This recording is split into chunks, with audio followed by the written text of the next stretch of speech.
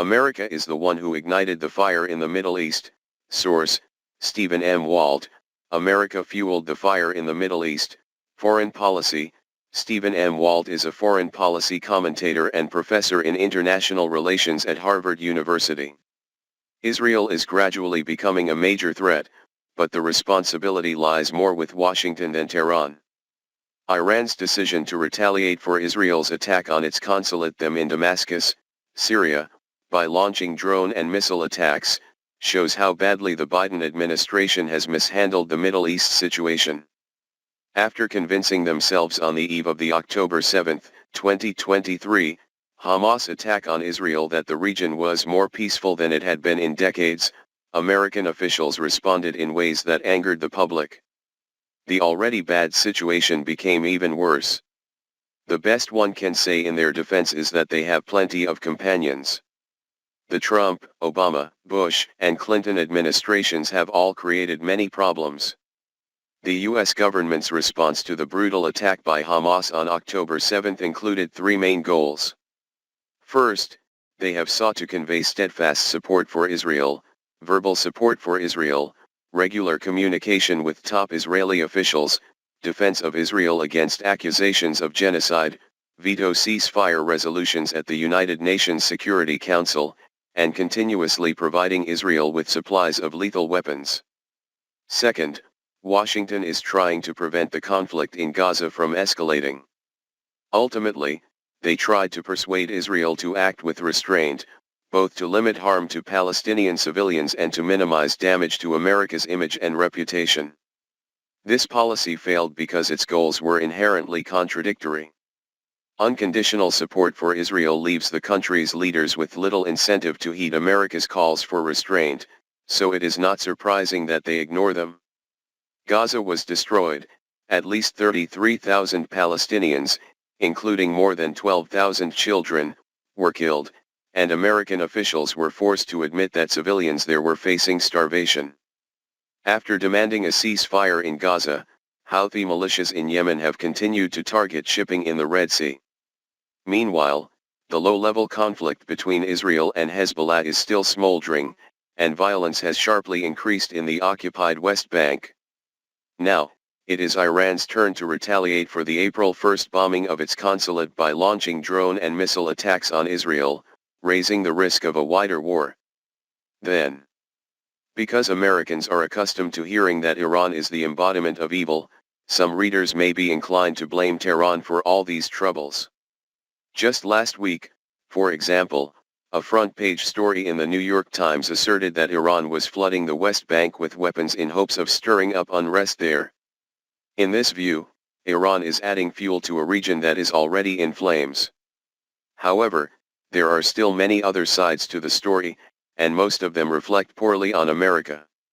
Let me be clear, Iran is ruled by a brutal theocratic regime with which I have no sympathy, although I do sympathize with the millions of Iranians living under its rule who suffer the impact of U.S. sanctions.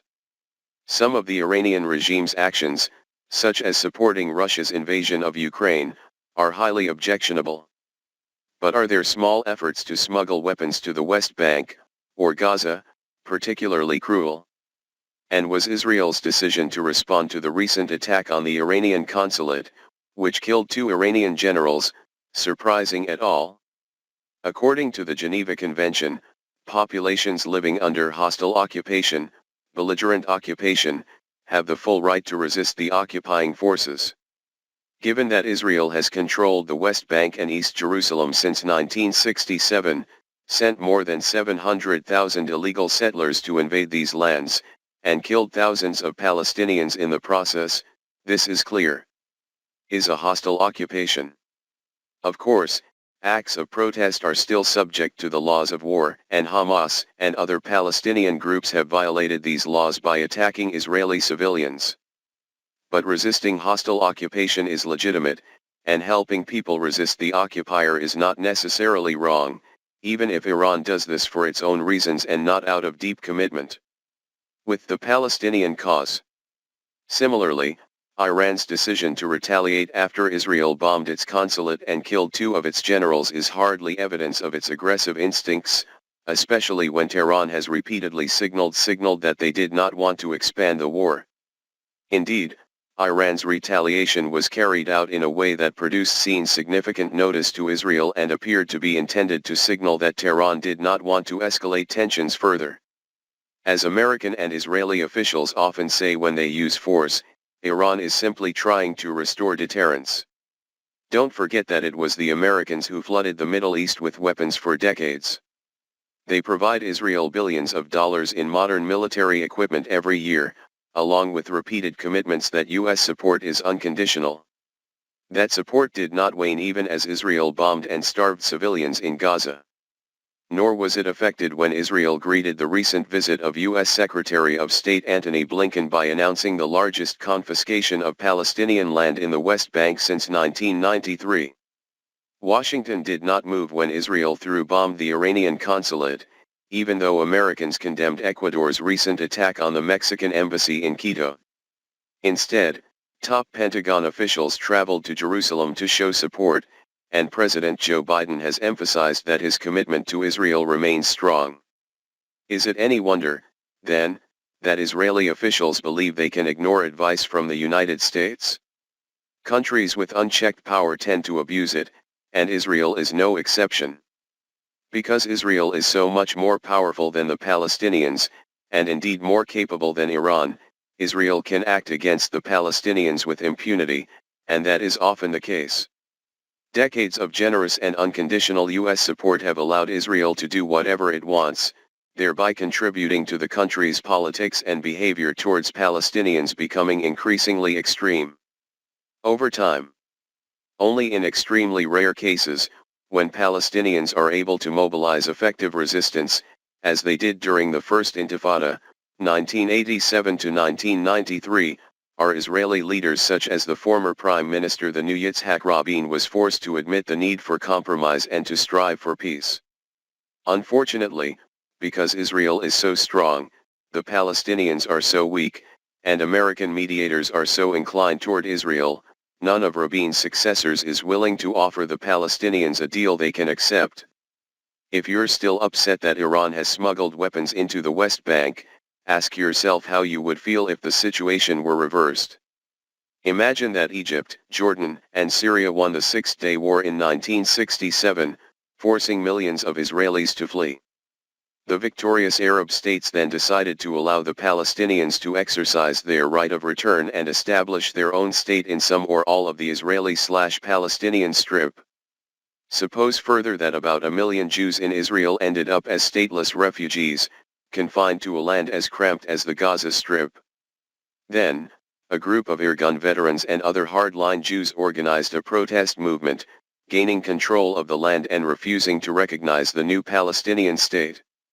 Furthermore, they continued to receive support from sympathizers around the world and began smuggling weapons into the region, where they used them to attack nearby settlements and towns of newly established Palestinian state.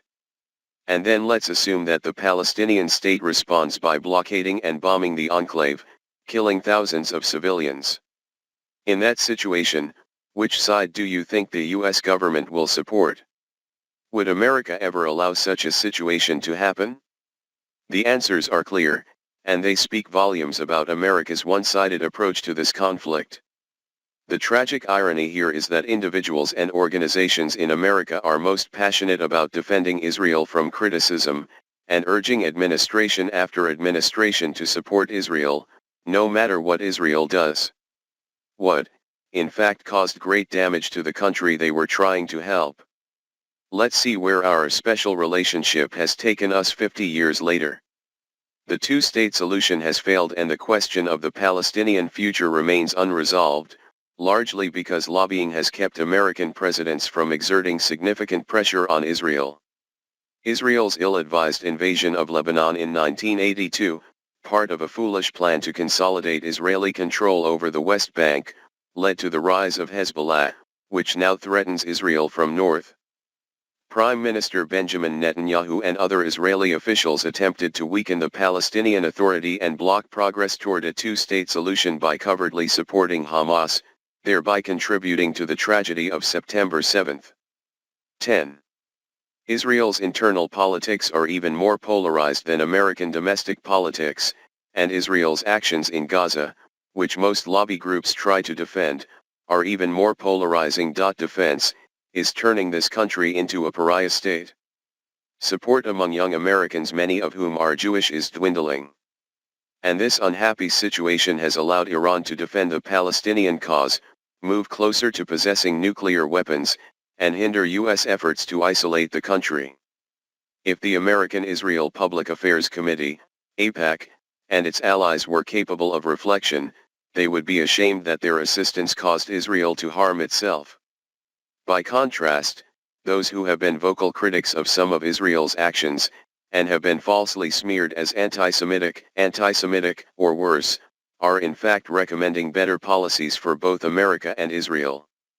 If our advice had been heeded, Israel would be safer today, tens of thousands of Palestinians would still be alive, Iran would not have an atomic bomb, the Middle East would almost certainly be more peaceful, and America's reputation as a principled defender of human rights and the rules-based order will remain intact.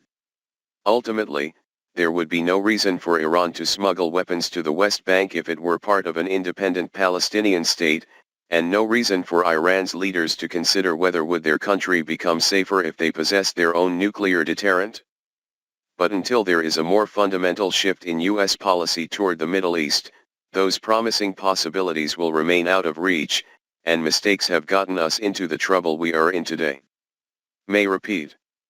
Stephen M. Walt is a columnist for foreign policy and a professor of international relations at Harvard University.